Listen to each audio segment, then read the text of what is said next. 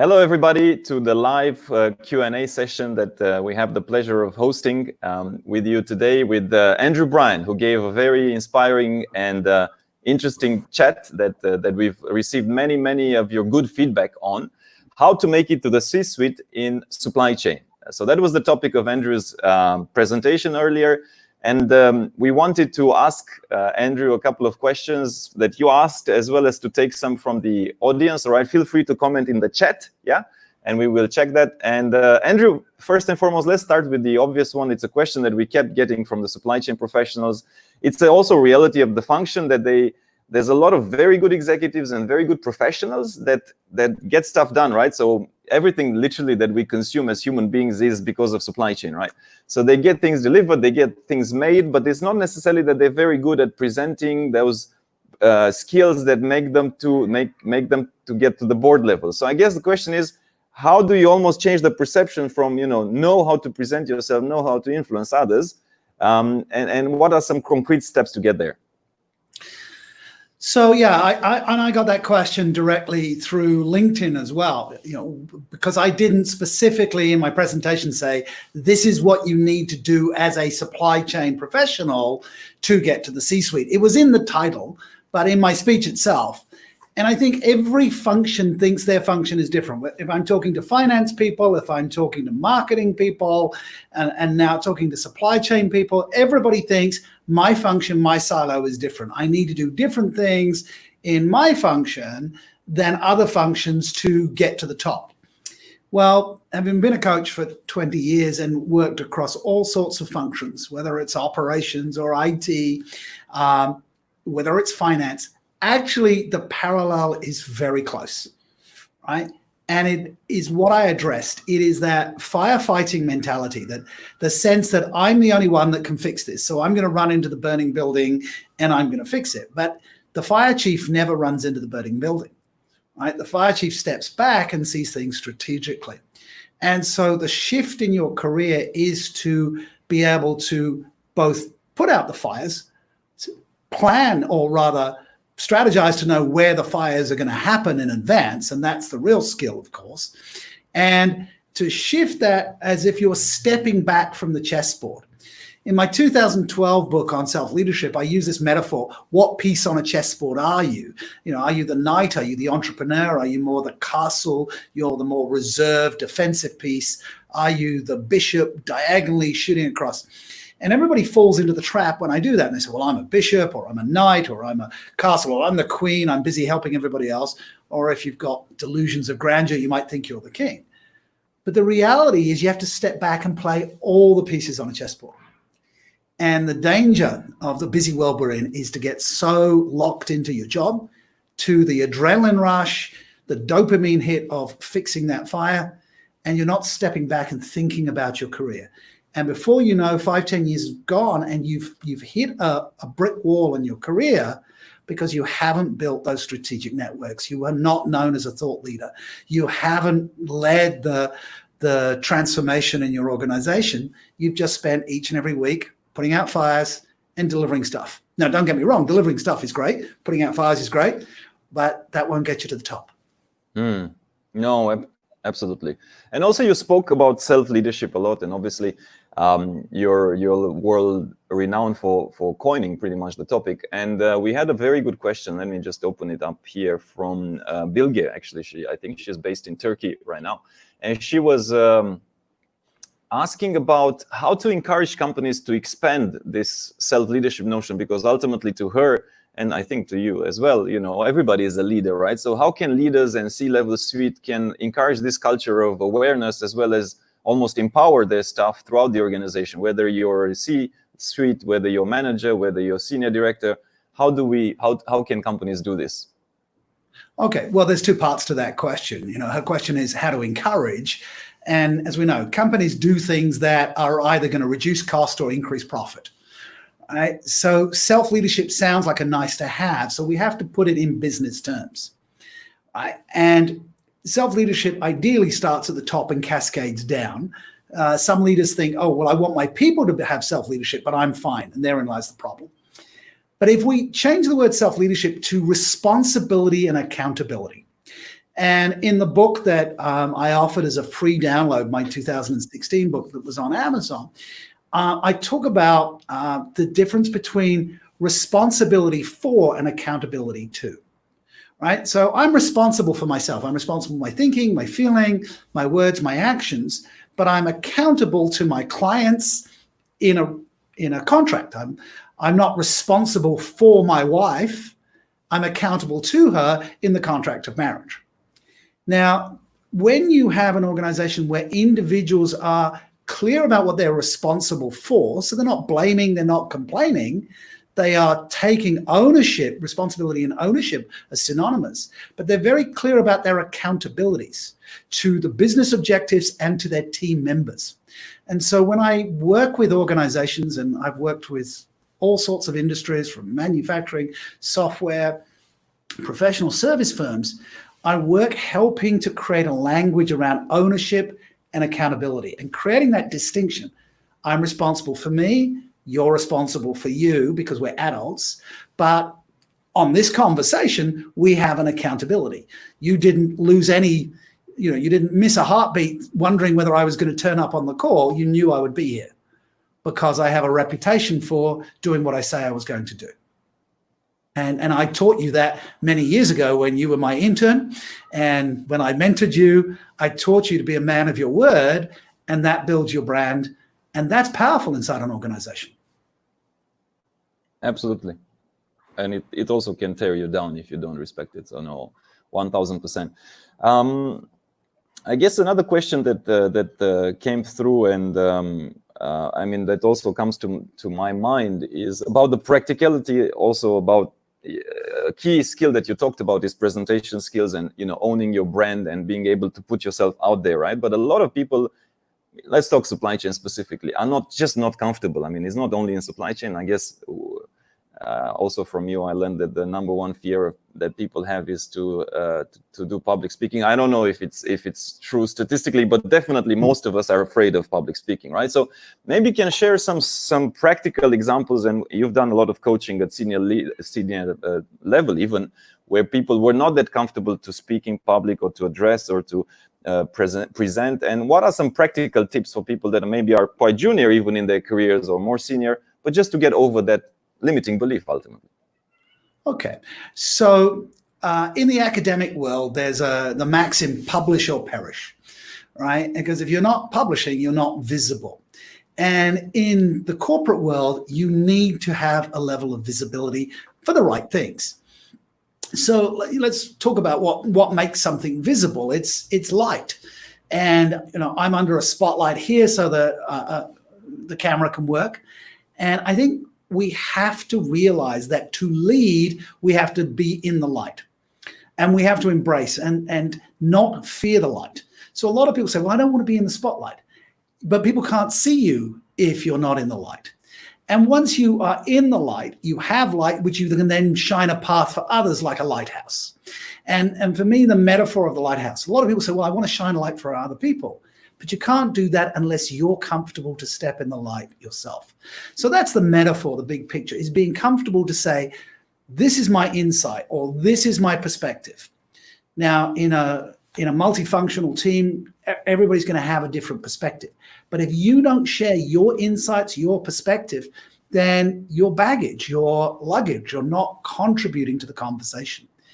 And getting comfortable to say, I don't know everything, but this would be my supply chain insight was, or is, this is what we need to do to contribute to the growth of the organization. Because as you say, none of us get to eat or none of us get to wear anything without supply chain. And I think the challenge here is not articulating what will happen if you don't do it properly.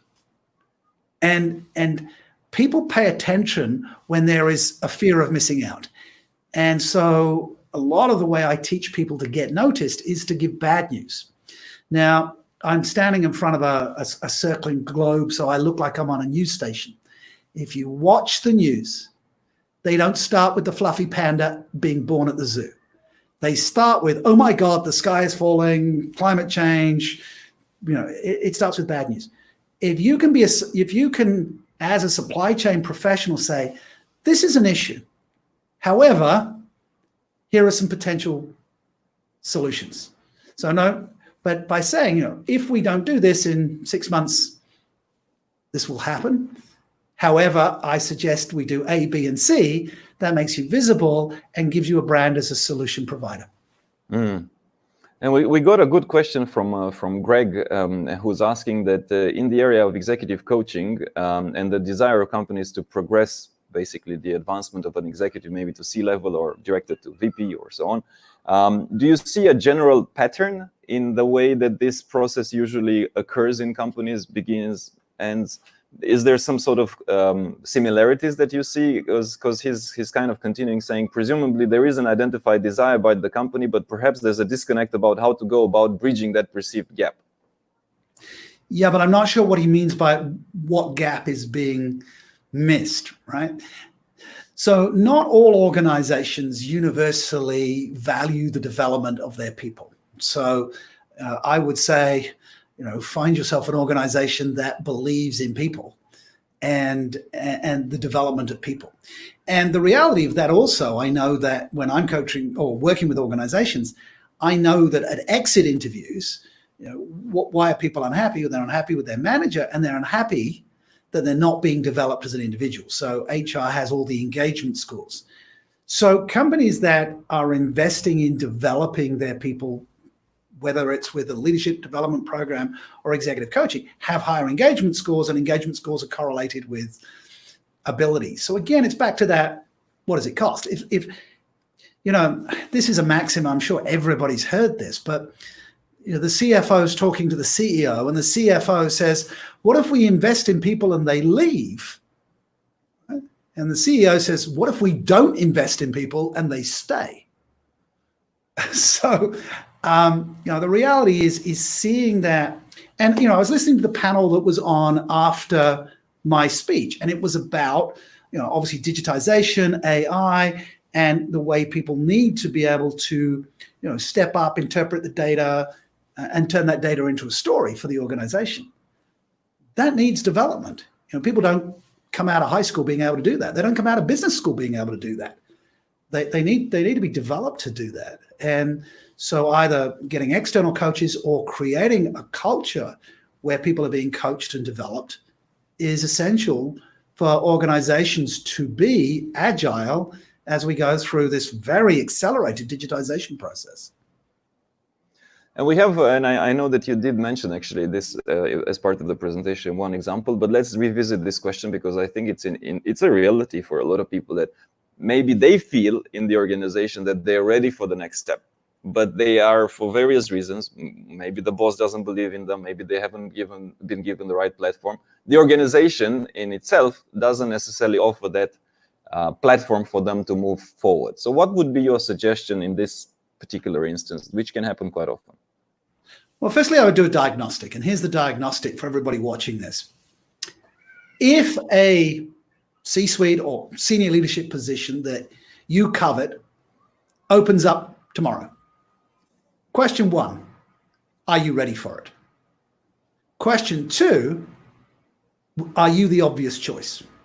Now, if the answer to question 1 is, I'm not ready for it, well, then the diagnosis is very clear. We need to develop your confidence and competence so that you could step into that role and or be comfortable that you could learn on the job.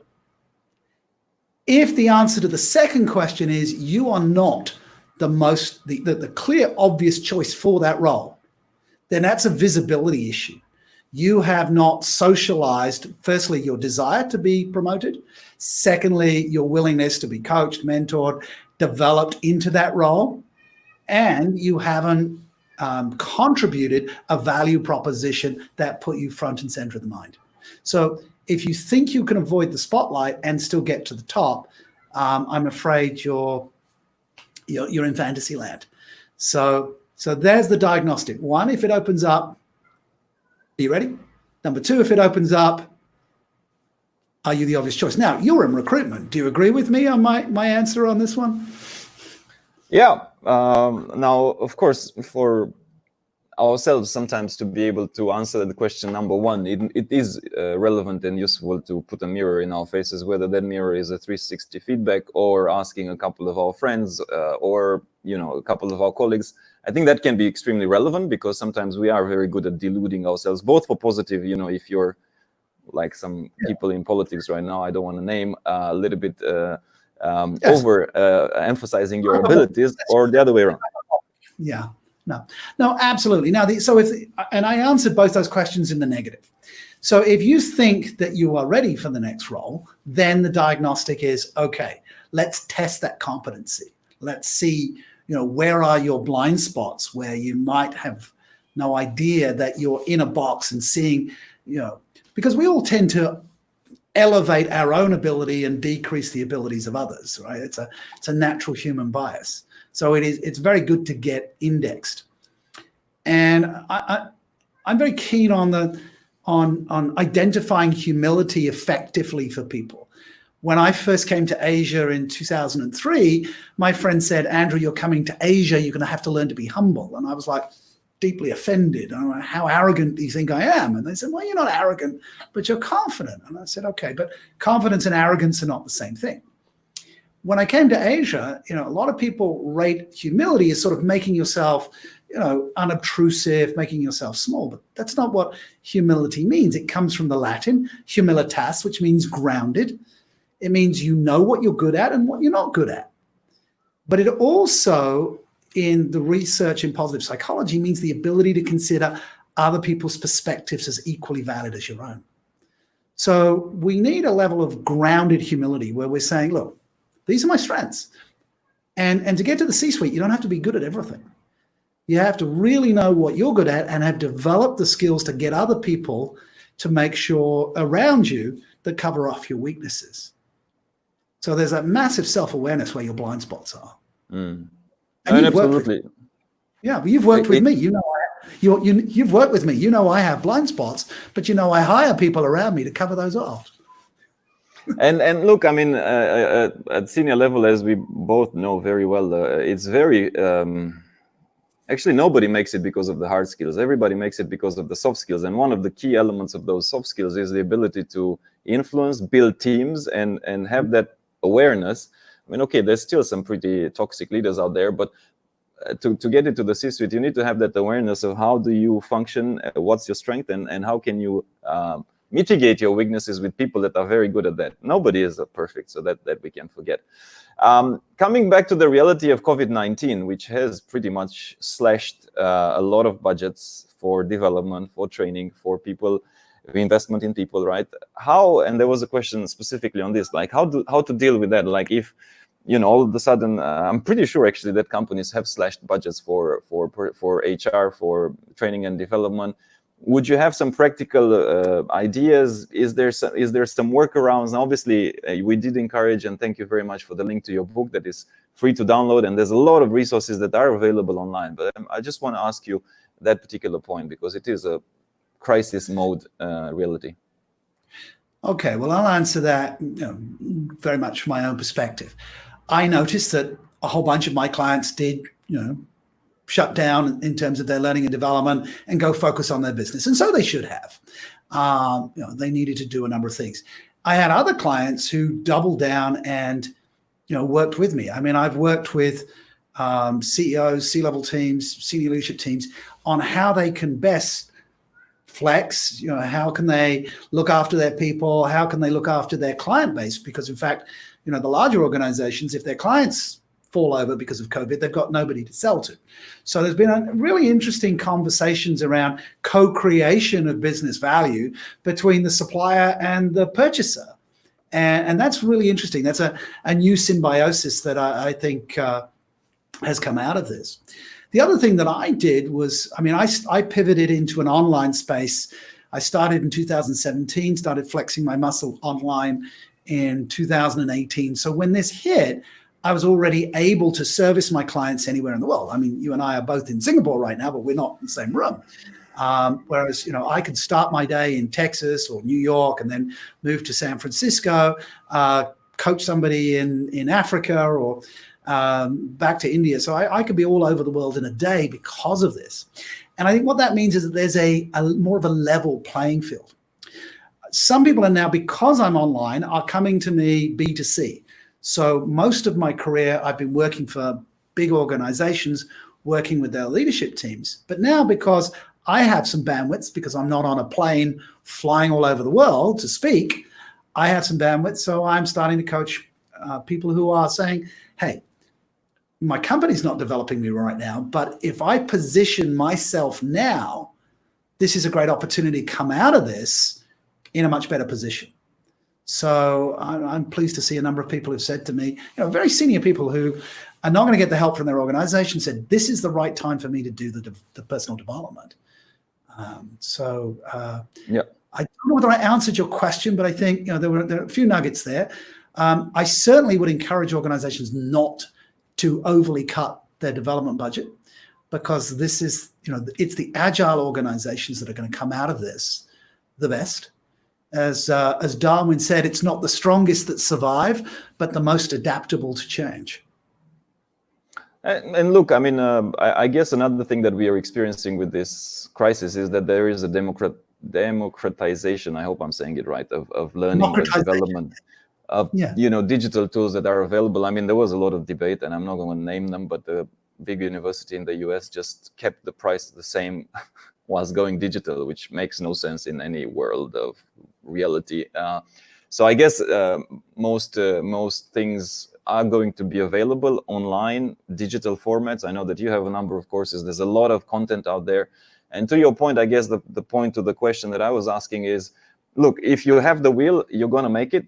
Whether or not the organization will have the specific budget right now or later, it's basically not, we are not dependent necessarily on that. And I've also seen organizations that have invested massively in their online learning tools. So they have massive libraries, and heck, I mean, you have Wikipedia, you have, I don't know how many courses online that you can also access, right? There is a very good question that I wanted to ask you from somebody, and I think this is on the mind again of a lot of people, a little bit of a conundrum, right? Is he's asking, is it critical to understand all associated responsibilities with the leadership position, or could you allow yourself to learn the necessary skills whilst on the job?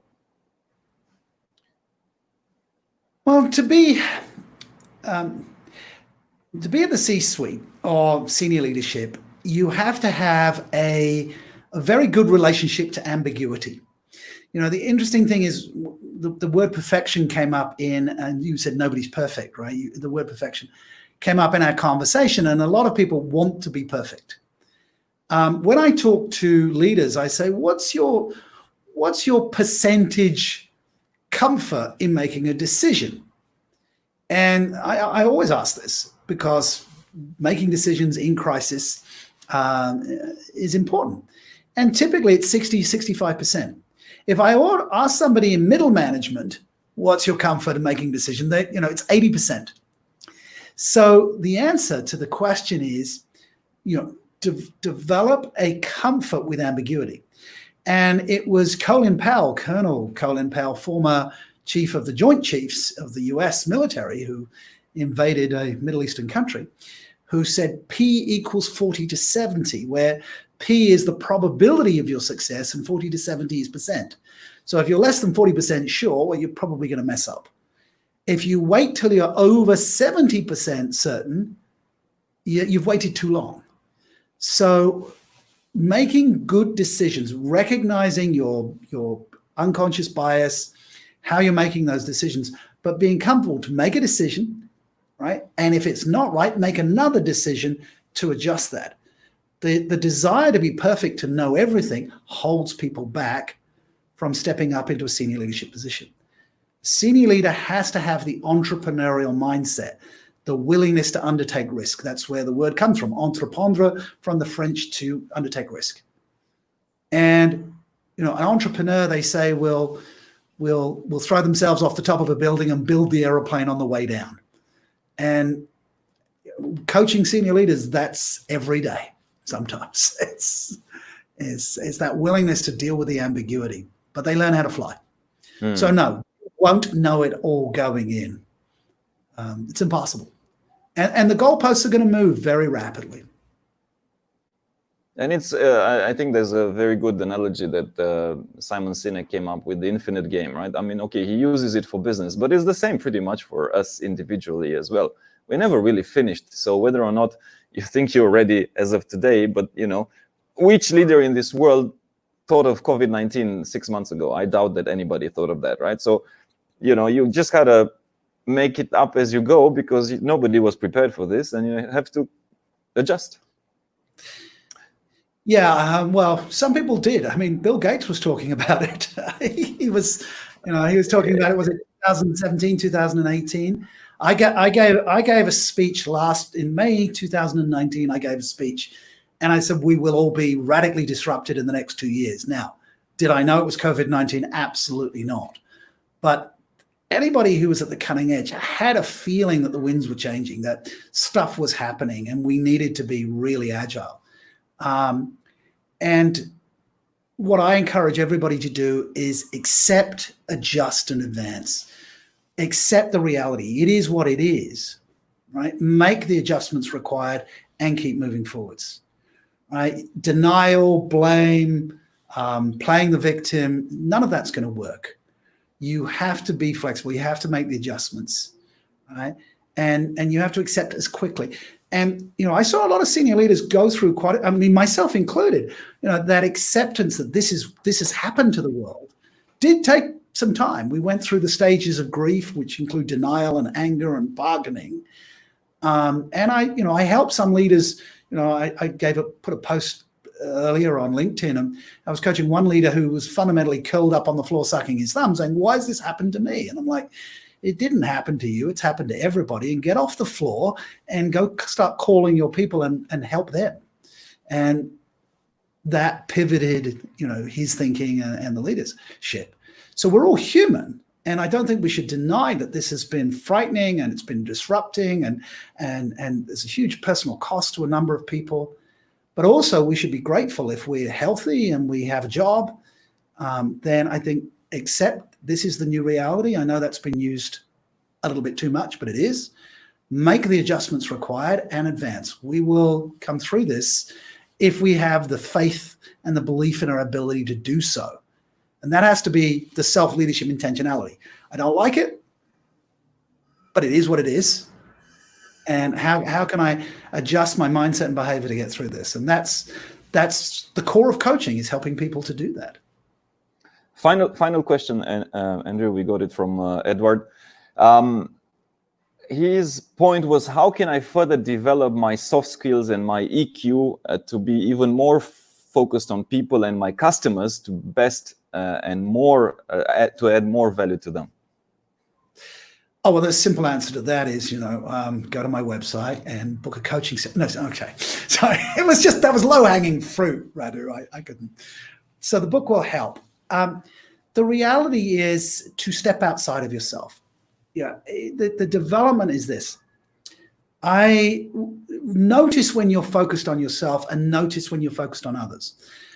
In January this year, I was in California. I was at a company kickoff. I had coached the CMO, I had coached the chief people officer, and I coached the CEO. And the company was rebranding and doing their sales kickoff. So it was big. And as I'd coached these three people to tell their stories and to bring this transformation, I'm sitting in the audience and I was so proud watching these people and seeing how they'd grown and developed, and my heart was full. And then I hear the CEO saying, and our next speaker is, and it was me. And I was like, oh. And it was that revelation that I had so shifted my focus onto the people I was helping that I'd completely forgotten about myself. And so when you're getting to that space, that's when you know you've achieved it. No, very good and very powerful example. So keep practicing. I won't ask you the follow-up because we don't have time. I know that you have to go. But Edward, do download the book of Andrew, because I think there's some more nuggets in there. Thanks a lot for the time, Andrew, and thanks a lot for all the sharing and good examples. And stay safe, stay healthy, and we'll be through this COVID sooner or later. This too shall pass, you know. This too shall pass. And then something else will get us, but that's okay. Cheers. RADU, thanks for the help. RADU, can I just say, yeah. you know, So proud of you.